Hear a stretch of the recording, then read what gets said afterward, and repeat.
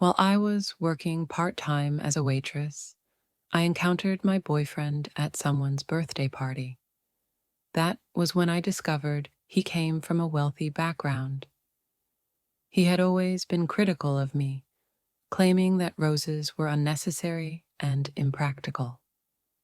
Yet, that night, he ordered 999 roses to celebrate another woman's birthday.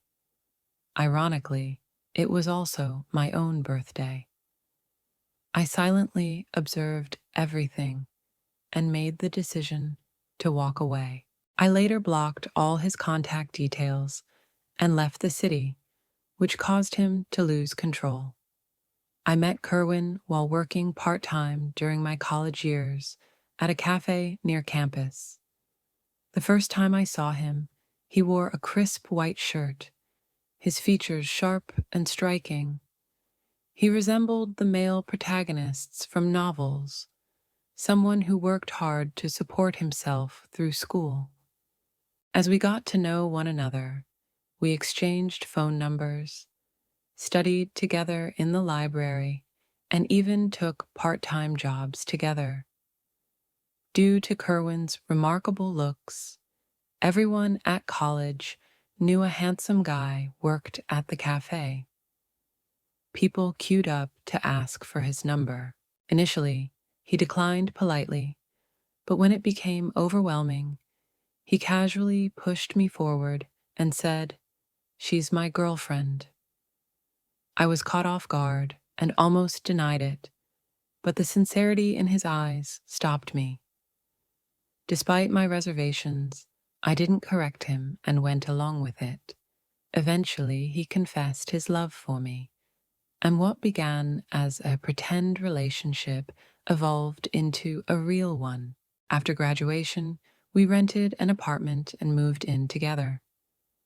He was an orphan, and I came from a poor family, so we both deeply understood the value of money.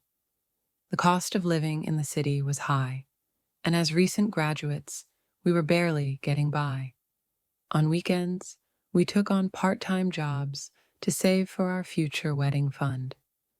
When I found a temporary job as a waitress paying $200 per hour, I was thrilled. But when I saw Kerwin, who was supposed to be working overtime at that event, my excitement vanished.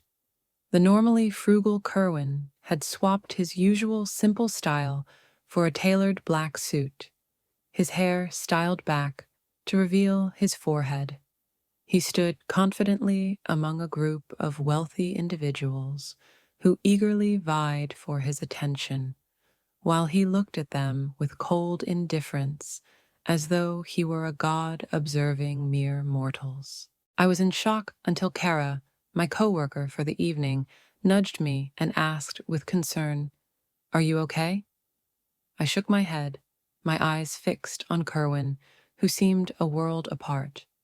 Hesitantly, I asked, "Who is he?" Kara glanced at him and quietly whispered, "I heard he's the heir to the richest family in this city." I stared at Kerwin, now a stranger to me, the man I had spent 4 years with, the one who had no parents and seemed so pitiable, was actually the heir to a wealthy family. Without thinking, I pulled out my phone and sent him a message. Kerwin, who had been lounging with a crowd around him, glanced at his phone when it buzzed. Someone nearby teased him, "Who is it?"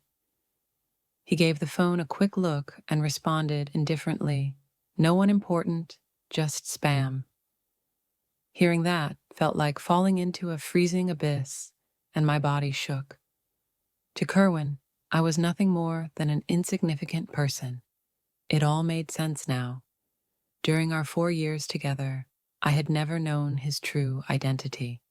I suddenly felt pathetic, as if all my efforts had been in vain. The banquet was lively, but I no longer felt part of it. I stood there, silently watching, as a woman in a glamorous evening gown took her place next to Kerwin. Her proud expression, flawless makeup, and regal demeanor made her appear like a princess from a fairy tale. Cara rolled in a massive 5-tiered cake, its sweet fragrance of cream and fruit filling the air. Guests began presenting their gifts to the woman, with Kerwin making the grand gesture of bringing in 999 roses. The woman was so moved that she covered her mouth, tears welling up in her eyes, and the crowd cheered.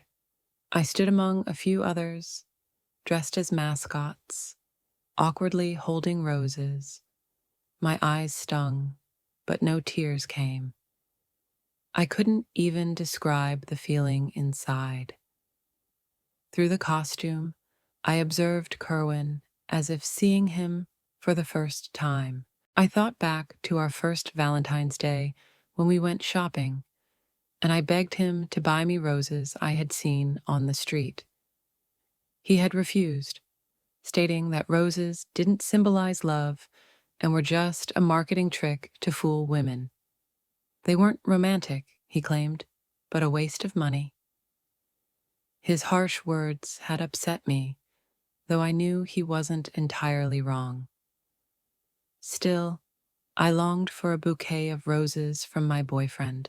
When I was sulking, Kerwin had picked a blade of grass from the park and twisted it into a simple ring for me. I had been so touched that I cried, feeling guilty for being so childish. Now, seeing the scene before me, I only felt foolish. He never thought buying roses was a waste, but perhaps buying them for me was what he considered wasteful. The banquet was full of life, but none of it was mine. I quietly finished my shift, took my paycheck, and left.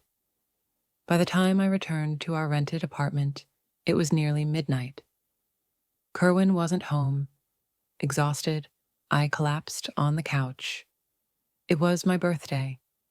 I had planned to use the money from this gig to buy myself a cake and a small gift. But on the way home, I felt completely numb and went straight back without stopping anywhere. Looking at the familiar surroundings, I thought about how we had built this home together. Over the years, we had even promised to save up and eventually buy this place. That promise had kept me working hard, even on my birthday. When I saw the $200 an hour job, I couldn't pass it up. After all, what other choice did I have? If I hadn't gone, I wouldn't have learned the truth. But would I have been able to keep deceiving myself? I hugged my knees on the couch, unsure of how much time passed before I heard the door open. Kerwin had returned, having changed out of his luxurious suit into his usual white shirt, once again looking like the ordinary man I thought I knew. I stared at him without speaking.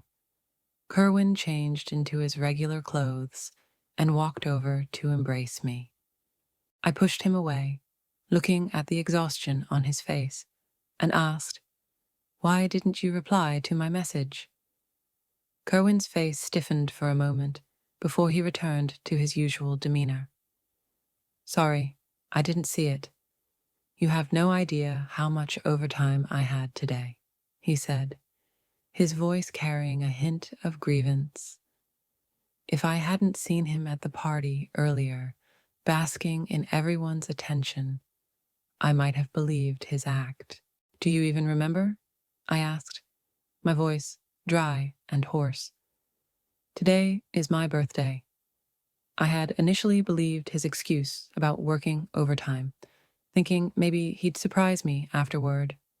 We had been together for 4 years, and for the first 3, he always celebrated my birthday with me. But now, it was clear he had either forgotten or was simply tired of me.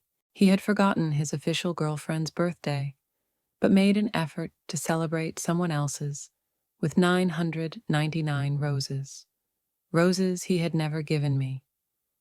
My nose tingled as tears threatened to fall, but I held them back.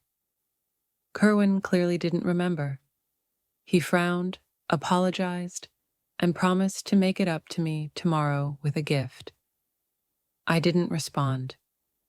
He thought I was upset about not getting a present, so he offered half-hearted comfort before falling asleep. I didn't throw a tantrum or say anything. I simply watched him, observing his sleeping face. I had repeated the words to myself countless times, but now they felt unfamiliar. We had fought before, even briefly broken up, but it was always out of frustration. This time, though, it was different. Kerwin, this time, I'm really done with you. I handed in my resignation at work without telling Kerwin and booked a train ticket to City Z. As I left, I took one final look at the city. This was where my dreams with Kerwin had started. Back then, I was young and naive, thinking I could spend my life with him, imagining we'd build a life in this big city. But in the end, it was just my dream, a dream I held alone. Now, I was awake. I dragged my suitcase onto the train, glanced at Kerwin's contact photo, and, against my better judgment, sent him a message before blocking him on every platform. The act of pretending to be poor ends here. Reality isn't a movie. No one falls into a 2 or 3 year depression over a failed relationship. Not even me. Time moves on. I pulled myself together, updated my resume, and began job hunting. Since I wasn't a recent graduate, my bachelor's degree didn't give me much of a competitive edge. Day after day, I pushed myself into a relentless routine of sending resumes and attending interviews. Thankfully, I had saved up a decent amount of money while with Kerwin, hoping we would use it to build a life together. Even though I was unemployed for some time, I wasn't financially struggling. My packed schedule left little time for me to dwell on him. Eventually, I landed a job and finally settled down. My life became a cycle of commuting between the office and my rental apartment, living quietly on my own. I thought that after leaving the city, I would never see Kerwin again. But fate, or perhaps irony, had other plans. During an interview at my new company, I saw him again. Kerwin was sitting in the manager's office, dressed in a perfectly tailored suit. He looked every bit the man I had seen that night at the party. Of course, he had never been a poor boy. I handed him the document, pretending not to recognize him, maintaining a professional attitude. Just as I was about to leave his office, I felt someone grab my wrist. I looked at the hand gripping me and followed it up to his face. His expression was blank, but his grip tightened, pulling me closer. I tried to pull away, but the difference in strength between us made resistance futile. The office was empty. Standing before me, Kerwin's face showed no emotion, but I could tell he was angry. "Why?" he asked, his eyes filled with frustration as they met mine. I remained silent, merely staring at him. My expression was a mix of resignation and indifference. Kerwin looked down at me as if I were a cat throwing a tantrum. "Stop it, okay? I was wrong," he said. He dismissed everything with those words, making it seem like I was the unreasonable one. I laughed bitterly. "Who dares to blame you?" I said. Hearing this, his hand, which had been reaching toward me, froze. He placed it on my head, almost as if trying to soothe me. His voice was calm. "Is it really just because of this? Don't be mad anymore, okay? Let's go eat." He brushed the situation off like it was nothing, offering no explanation or apology. What about the roses? I demanded, staring at him, hoping for an honest response. His expression remained calm. She's just a childhood friend, he said. You ditched me on my birthday, celebrated hers, and gave her 999 roses. And you call that just a friend? I snapped. It's not what you think, Kerwin replied, in a steady tone, almost detached, as if it wasn't important. My chest tightened, and tears filled my eyes. Do you even remember? In all the years we were together, you never gave me roses for my birthday or Valentine's Day. For years, I had let his words convince me that I didn't like roses. But really, who doesn't want their partner to give them flowers on special occasions? You like roses? I'll have them delivered right now, Kerwin said earnestly. I looked at him, this man who still didn't understand what he had done wrong. Maybe I had been wrong from the beginning. You don't love me, I said, shaking off his hand and walking towards the door. As I reached for the handle, his voice stopped me. My patience has its limits. I've already explained myself. What more do you want? I opened the door. If you walk out of this room, I'll try to stop you again. Kerwin warned, using our relationship as leverage. This is the end for us, I said, stepping through the doorway without hesitation. I looked back, wondering why I hadn't seen it sooner. Kerwin had made it clear many times that he didn't love me. Every time we fought, I was always the one to back down. Maybe my willingness to compromise made him feel invincible. This was the first time Kerwin had lowered himself to apologize to me. He probably didn't believe I'd leave him for good, but he was wrong. At work, I buried myself in tasks, but trouble found me anyway. My once friendly colleagues started targeting me. Projects were rejected repeatedly and sent back for revisions. I was often singled out to stay late. Conversations among colleagues would stop as soon as I entered the room. I knew this was Kerwin's doing. After 4 years together, I understood him better than anyone. He seemed indifferent on the surface, but he held grudges. What he once directed at others, he now turned on me. That night, as usual, I was left alone in the office, working overtime.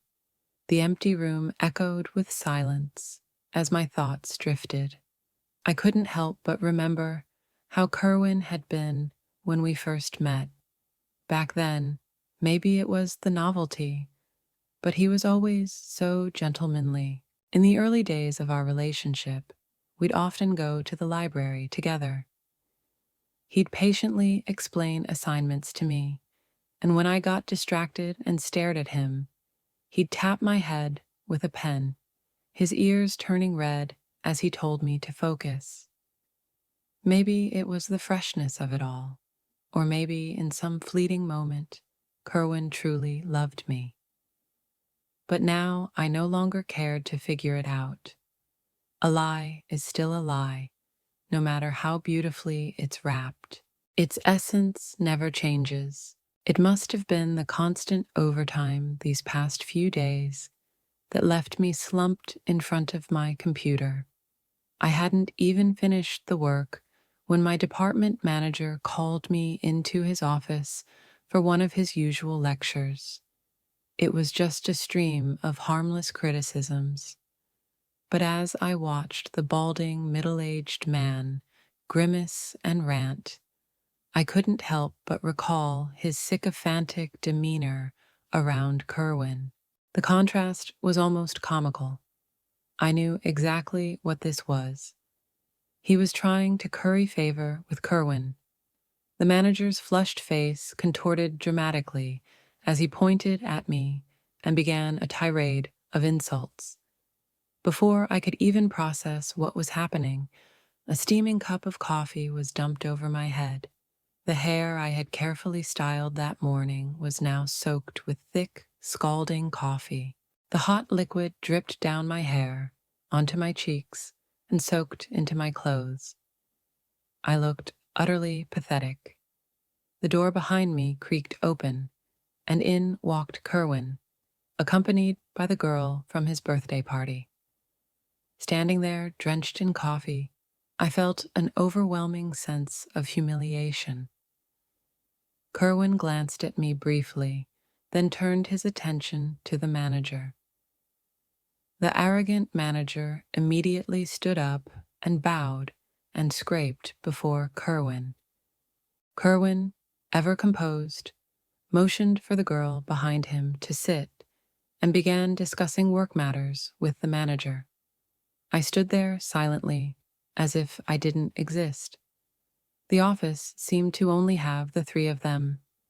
The girl, seemingly unaware of who I was, smiled sweetly at me and pulled a pack of tissues from her bag, offering them to me.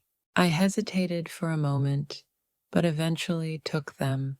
After wrapping up his conversation with the manager, Kerwin turned to me with a warning tone. "If you're not capable of doing the job, just quit." At that moment, I felt suffocated. He knew full well that all of this had been orchestrated by him, that the manager was acting to please him. The sheer injustice of it all brought tears to my eyes, but for the sake of my pride, I blinked them back. I slowly regained my composure after the coffee shock.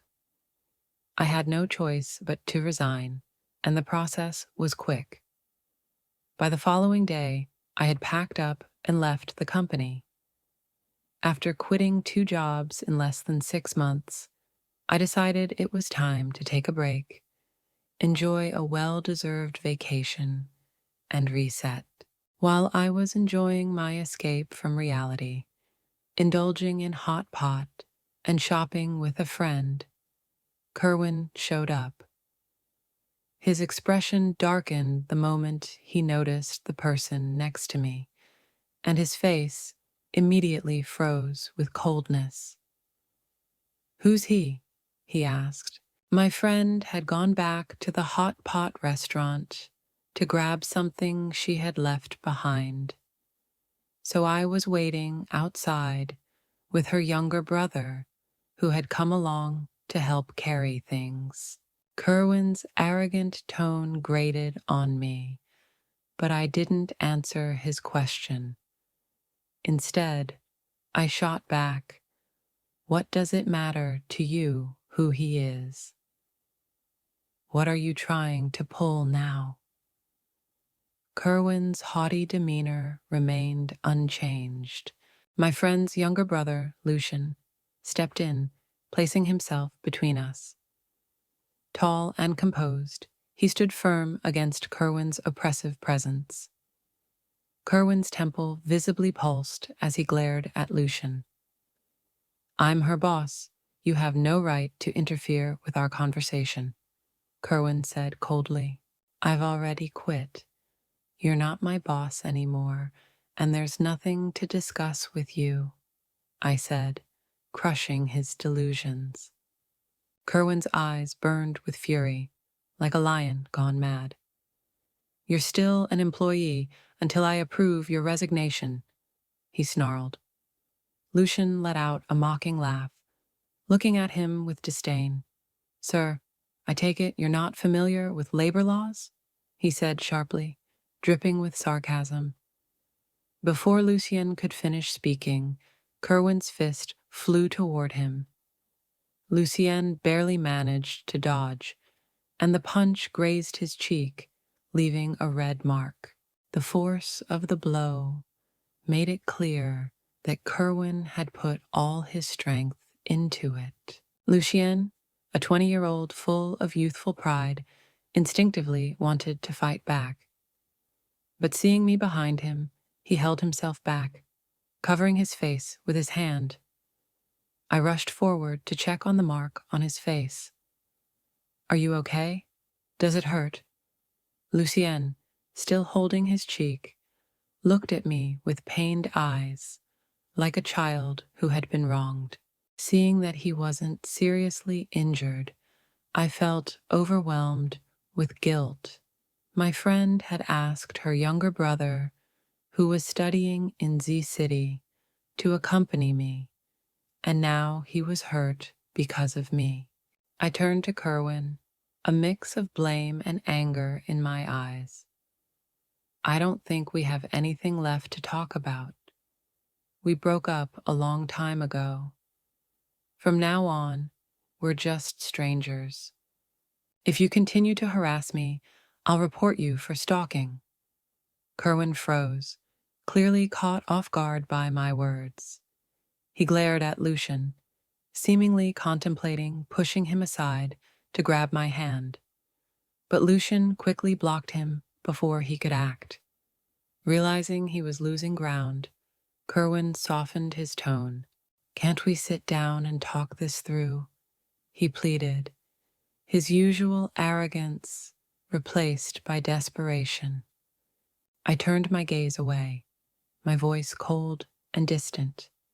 There's nothing to talk about. With that, I grabbed Lucian and walked away, leaving Kerwin standing there with clenched fists, watching us leave. After the incident, I decided to treat Lucian to a meal to thank him. He gladly accepted, but even then, Kerwin couldn't stay away. He reappeared, drenched from the rain, his disheveled hair dripping with water down his face. He looked like a man abandoned by the world, his eyes filled with hurt. I know I was wrong, he said, his voice trembling. I was just so angry when you left without a word. That's why I acted like that. He was still trying to justify himself. I cut him off, my tone firm. I'm not interested in your excuses. We're done. I told you before, if you show up again, I'll call the police. So, are you leaving on your own, or should I make you? Kerwin hesitated, as though wanting to say more. Are you done? Lucian's voice interrupted. He appeared, his hair slightly messy, as if he had just woken up, a deliberate move to irritate Kerwin. I chose not to call him out on it. Kerwin's face darkened further as he glared at Lucian. Why is he here? Lucian raised an eyebrow, confused. Why wouldn't I be here? Surely, you don't think her ex-boyfriend should be here instead. The way he emphasized ex-boyfriend made Kerwin's expression even uglier. You told me you loved me, Kerwin said, his voice desperate. For the first time, the situation seemed to be out of his control. His words sounded utterly ridiculous to me. From the beginning, he had lied to me, dismissed me, and deliberately made me suffer. And now he had the nerve to act like the victim. How convenient. I looked at Lucian, who caught my gaze and tactfully pretended to have something to do before walking away. Perhaps out of concern, he left me with a parting line. If you run into trouble, just call me. Now it was just me and Kerwin. Kerwin, seeing Lucian leave, thought he might still have a chance. There was a flicker of hope in his eyes, but before he could speak, I cut him off. Kerwin, don't you think you're pathetic? When you questioned me, did you ever reflect on yourself? Did you ever think about your own mistakes? From the moment we met, you've been hiding things, lying to me. And when the truth came out, you brushed it off with a flimsy excuse, not even bothering to explain properly. I want to ask you, what exactly is this love you claim to have for me? Kerwin, cornered by my questions, was about to defend himself, but I didn't give him the chance to speak. Now you're coming back to me, acting like your love is some grand gesture that will make me turn back to you. Do you think I'll still orbit around you like I used to? That I can't live without you in my world? How ridiculous. Let me make this clear. There's no chance for us anymore. From the moment we reunited and you dismissed your years of lies with a single careless sentence, we were done. Kerwin grabbed my shoulders, his eyes burning as he stared at me. Listen to me. I truly love you. I really do. What? I glared at him, observing his helplessness and confusion. You don't love me, do you? You only saw me as something to amuse yourself with. Admit it, Kerwin. You don't love me. You only love yourself. You're only coming back because you can't handle the thought of losing me. It was like I had struck a sensitive spot, and Kerwin panicked, desperately trying to justify himself with meaningless words, trying to prove his so-called love for me. I didn't want to waste any more time on him, so I told him to leave. Before he could say another word, I slammed the door in his face and returned to my room. Jenny, my roommate from high school and college, had witnessed my relationship with Kerwin from our university days through our early careers. When she saw me return, her eyes lit up. So, how did it go? I was confused and sat down in my chair. What do you mean, how did it go? Jenny pressed on. You and Kerwin. Oh, we broke up. What else could it be? After finally seeing Kerwin's true nature, I didn't feel the heavy sadness I once did after breaking up. It was more like a burden had been lifted, a sigh of relief. Jenny's excitement grew. You really broke up with him? You're not going to soften up and take him back, are you? Her skeptical look didn't surprise me. After all, when I was with Kerwin, my life revolved around him. If I wasn't with him, I was working part-time. Every time we broke up, I was always the one crawling back, begging for reconciliation. Jenny used to tease me, calling me hopelessly stuck on him. This time I spoke seriously, assuring Jenny that it was truly over with Kerwin. No more entanglements. Jenny was shocked at first, but then, as if an idea had struck her, she gave me a mischievous grin. He.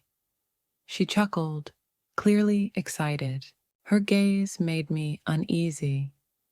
What are you planning now? I poked at the meat on my plate. Jenny looked a little sheepish, her tone suddenly hesitant. So, what do you think of my brother, Lucian? I glanced at Lucian, who was sitting nearby, quietly adding meatballs to the hot pot and thoughtfully dividing the cooked food between our bowls. He looked like a caring, thoughtful young man, handsome, driven, and considerate. I replied sincerely, I think he's a great guy. Jenny's expression grew cautious as she pressed on. So, what if, realizing where this was headed, I quickly interrupted her. Lucien had stepped into the kitchen, and I seized the moment to breathe a sigh of relief. Stop saying nonsense. Jenny grinned playfully. I'm just trying to help you heal, you know. Lucian is perfect. good-looking, kind, never been in a relationship, rich, and caring. I cut her off firmly. We're not a match. Besides, he's too young. I'm not interested in your brother. Seeing how resolute I was, Jenny gave up. All right, all right. Such a pity, though. That kid has had a crush on you for years. Her words shocked me, and I nearly choked on my water. Him? A crush on me? Of course. Why do you think he used to pick me up from school all the time in high school? It was just an excuse to see you. I glanced at Lucian, who had just returned from the kitchen, and gestured for Jenny to stop talking. With that, the topic was dropped. After the hot pot, Jenny and her brother helped me clean up. Then Jenny and I launched into full-on bestie chat mode, while Lucian sat quietly in a corner, playing on his phone. By evening, Jenny decided to stay the night, since it had been a long time since we'd had a proper catch-up. Lucian, however, opted to return to his dorm. When Jenny went to shower, I walked Lucian to the door to see him off. Just as I was about to say goodbye and lock the door, Lucian reached out, his long arm shutting the door with a thud. He leaned against it, trapping me between him and the door, looking down at me with his intense, clear eyes. The boy, who was usually sunny and approachable, now exuded an almost predatory air. I'm not a kid anymore. I'm an adult now, he said, his ears flushed red as he spoke, his gaze unwavering and filled with determination. Jenny's words about Lucian's longtime crush on me echoed in my mind. Faced with his earnestness, I was at a loss for words. I admit, for a moment, I was captivated. Before I could respond, Lucian straightened up, as if afraid of hearing a rejection. See you tomorrow, he said quickly, then turned and left in a flustered rush. After that near confession, Lucien seemed to find every opportunity to strike up a conversation or orchestrate accidental encounters. I lost count of how many times this month I'd seen him following me. Today, I rubbed my temples as I looked at his puppy dog face. Don't you have classes to attend? Why are you following me around every day? Lucian widened his clear eyes innocently. Didn't you know it's break time? I smacked my forehead, realizing I had been so focused on work that I had completely forgotten students had holidays. As someone who had watched Lucian grow up, I couldn't bring myself to outright reject him. Hurting him wasn't something I wanted to do, but Lucian acted as though he didn't understand my hints, playing dumb. When I mentioned it to Jenny, hoping she might talk some sense into her brother, she surprised me by brushing it off completely. Instead, she started gossiping about me and Lucian, clearly enjoying the drama. At the start of the school semester, just when I thought Lucian would finally settle down after returning to campus, he went ahead and rented an apartment directly across from mine. When I opened the door and saw Lucian standing opposite me, he greeted me with a grin. What a coincidence, he said. Was it really just a coincidence? In truth, Lucien was like an overly clingy presence I simply couldn't shake off. There were times I'd had enough and firmly expressed my rejection. But Lucian was like an indestructible cockroach. Just when I was at my wit's end, he'd take a thoughtful step back. Then, slowly but surely, he'd inch closer again.